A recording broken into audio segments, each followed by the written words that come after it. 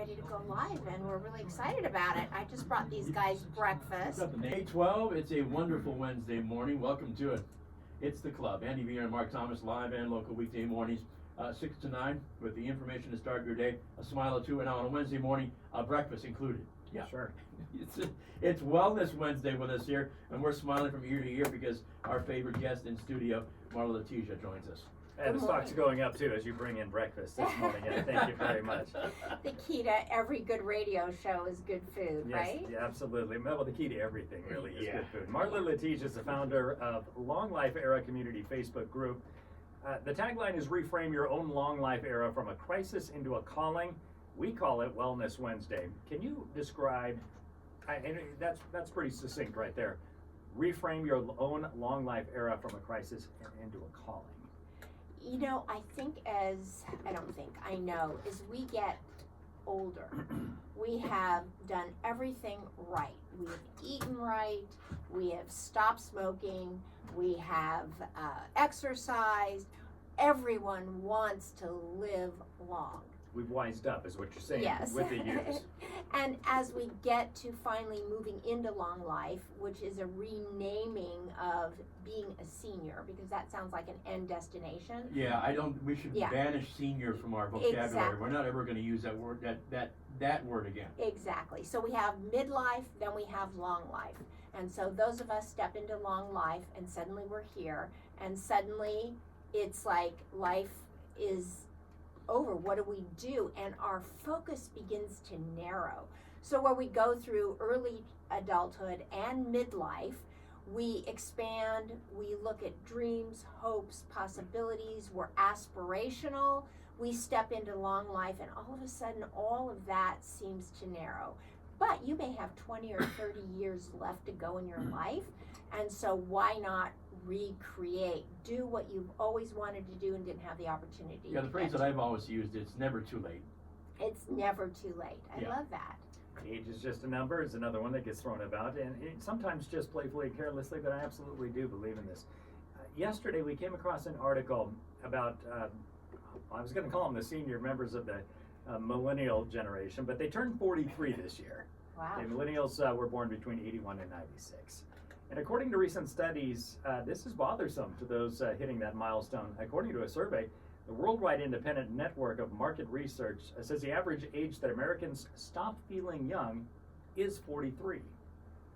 I don't know exactly what parameters they placed on this. I didn't get the memo, so I didn't pay attention. Well, let's work backwards to last week. I asked both of you what age you were in your own mind, right? And I said I was 4 years old still. Well, there's that, and he said 16. Right. Mark said 16. 12 to 16. Yes. Yeah, 12 to 16. I think I was born old, so I think I was 35 at 10. You know, funny you should say that, because my mother used to say that about me all the time. She said I was born old. Oh. Walter Matthau was born old, and that guy's never looked a day younger than 70. I never smiled as a kid, and I still don't smile. That's sort of my moniker with my friends, because if you see pictures of me, I don't smile. Or maybe there's a picture or two with my wife that you see me smile, but that's because I'm with her. That's the only reason I ever smile. But yeah. So back to the question. Yeah, Marla, you say in 5th grade you were of 35. The 35-year-old mindset. Right, but at 70, I'm still 35. Okay, so I like that's that. Not a bad mindset. That has never changed for me. No. That has just never changed. And when I suddenly found that my focus was narrowing, that I was hyperventilating over somehow this particular age, where in my entire life I had never considered age to be anything but just, you know, I was only going to be there for a year. What difference did it make, right? And so that is what, you know, began the long life era. Is I needed to find a way to heal inside and keep living, because I knew if I didn't, I would give up and I would die. Right. I would create disease. I would create all kinds of things because of my mental mind state. And I want to say about the millennials, Mark, what you mentioned is at 43, they're nervous, they're scared. So I had a conversation on a podcast with a 28-year-old, the host of the podcast, who said at 28 she's freaking out about turning 30. She doesn't know what to do. It's over. Right. I'm done. Pack it in. And to this point, if you don't get your age mindset right, in your 30s, your 40s, your 50s, and maybe into 60, when you get beyond into your long life era, it's not going to be good. What do you think triggers that? Do you think it's that people get to a certain age, whatever they determine, in this person's case, 30 sounded old and it probably did when you were 18 or even 27. Right. I always remember 40 and certainly 50 as being old. See, Now, I passed by all of these milestones.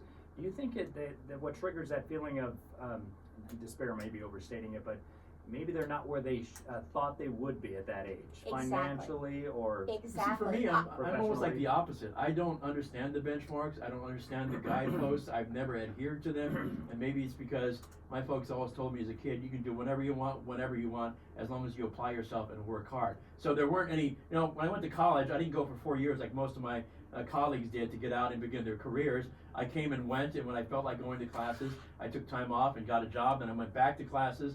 So I haven't followed those guideposts, like by 30 I'm supposed to be somewhere, and by 22 I'm supposed to be somewhere, or maybe you're at 63 I'm supposed to be somewhere. Maybe you're 1 in a million. But really, Well, truly, I'm I trying would to say, Mark, that Andy, you are 1 in a million, because really we live in a very capitalistic society. We believe that if we're not rich and famous by the time we're 24, we're losers, and then we don't know what to Well, do I'm with rich and famous. ourselves. I just don't. My parameters aren't the money. I don't judge how rich I am with how much money is in my bank account. It's the experience and the people are. As I told Mark and I've told anybody that'll listen. It's not the journey of the destination. It's the company you keep when you do that stuff Right. that makes the But difference. listen for me. to what you're saying. You're saying what you are saying is really wisdom.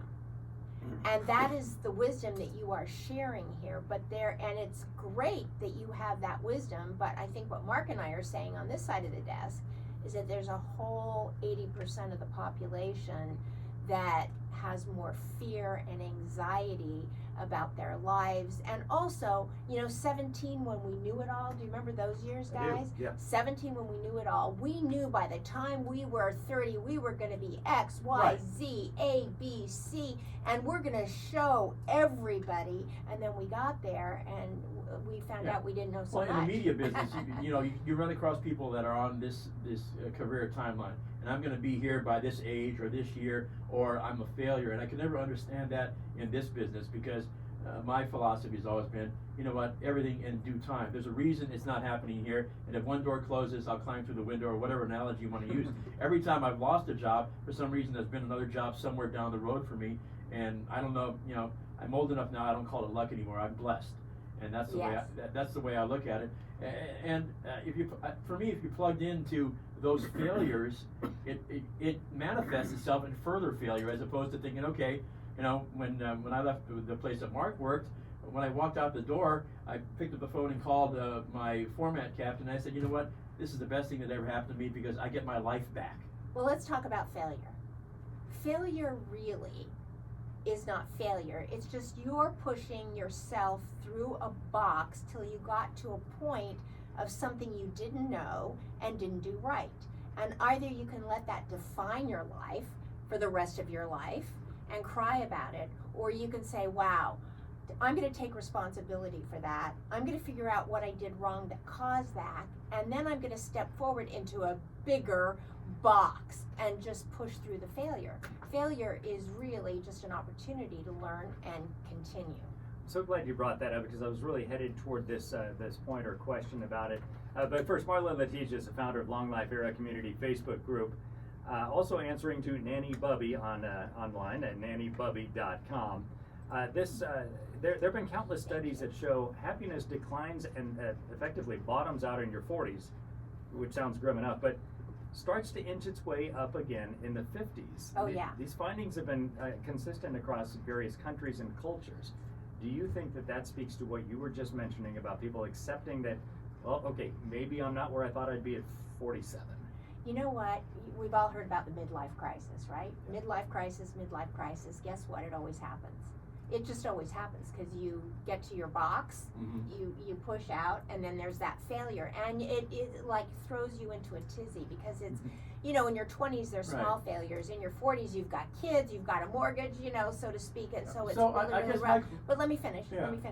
But those that want to continue on get to their 50s, they discovered that they did solve it, that they were able to solve their midlife crisis, and they have started back. So, well, my question, because Mark and I have already had this conversation off the air in reference to things like that. I've had people apologize to me for what they perceive to be slights that they've done to me, and I'll say to them, I don't remember that, or whatever it is you think you've done to me, it didn't happen, at least from my perspective. So I was asking Mark, even this morning we were talking about, I said, is that turned off? Am I just not paying attention properly, or am I not processing stuff? When people come up to me and apologize for offending me or hurting me, and I don't perceive that to have actually happened, have I got something turned off somewhere? No, I think it's the intention. So you go through life, you're happy, go lucky, and things go off your back and you don't take things personally. But the person who's apologizing to you knows that they had maybe a nefarious intent at the moment, and so they're really not, they're apologizing to you in case you picked up on it. But the truth is, they knew that their heart and what they did was in the wrong place. Now, if they said the exact same thing to you, but it was just, it wasn't meant to have a negative intent, then there would be no apology needed. But they knew what the intent was. You didn't, but they did. And so when you know your intent is not loving and kind, listen, you do owe an apology if you want to correct your own karma. And so that's Okay. where it comes from. How about that? That makes sense to me now. So did you want to talk about Biggie or did you not? Are we running out of time? Yeah, you know what? Talk about what? Well, I wanted to talk to her about grief because Marla and Tom, went to the coast to Laguna. Did I throw you off? Well, I'm no, sorry. because anytime you talk about Biggie, I'm gonna reference back to Snowy and the same sequence of events. Yeah. Biggie was a dearly departed Yeah. Yes. dog. And actually, the reason I forgot breakfast for you last week is because we were dealing with Right. all day Tuesday. We knew he was really This sick. is an involved conversation that I think we You need wanna to do pick it up on next next week, just Okay. because it really does touch on a number of issues that you guys are going through that I still, anytime I've got a Facebook posting that people have read in reference to my dog and how we found her and Oy. the sequence of things. It's on my Yeah. Facebook page. So Okay. yeah. All right. Well, forgive me for interrupting. No, So, I'm okay. just saying it. Did I blow the mojo, guys? No, let's end on. No. We do have precious little time left. You brought in some food. Tell us what it is, and is this recipe available on nannybubby.com? Actually, it's available on foodnetwork.com, and it's Okay. an Ina Garden frittata, Oh. which I follow to the T. Because, with her, she gets it always right. You can Right. take any recipe of hers and follow it to a T. So it is a 12-egg frittata.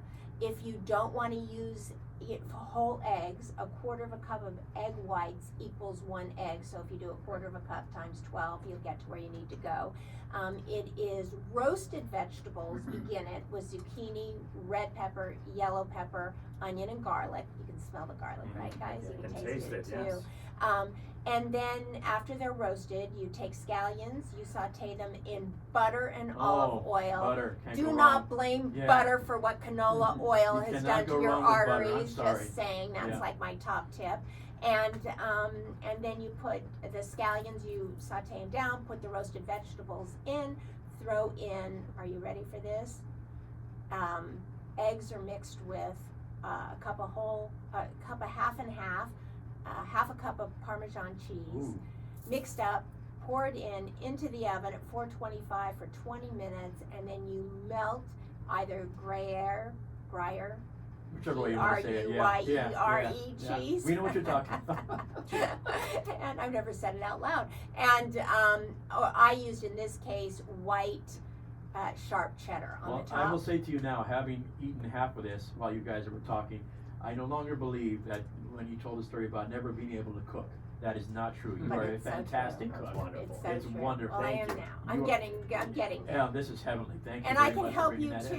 too. You can. But we will talk about grief when it comes to our furry friends next week, because I think that all of us can identify with it. And the longer we live in the long life era, the more we're going to have to figure out a way to deal with the grief in our life, because it happens. The more blessed you are to live long. Thank you so much. Can I just mention Yeah, one thing? please. I have an ebook that you can find on my Instagram or on my website. It is called The Happy Kitchen, and it takes in 3 compartments of your kitchen. your pantry, your refrigerator, and your spice cabinet. And there's guides for what you need to stock any kitchen in order to be able to cook any recipe. So enjoy and look for the ebook. Looking forward to it. Long Life Era Community Facebook group, also nannybubby.com. Thank you. Wellness Wednesday with Marla Letitia. Thank you, guys.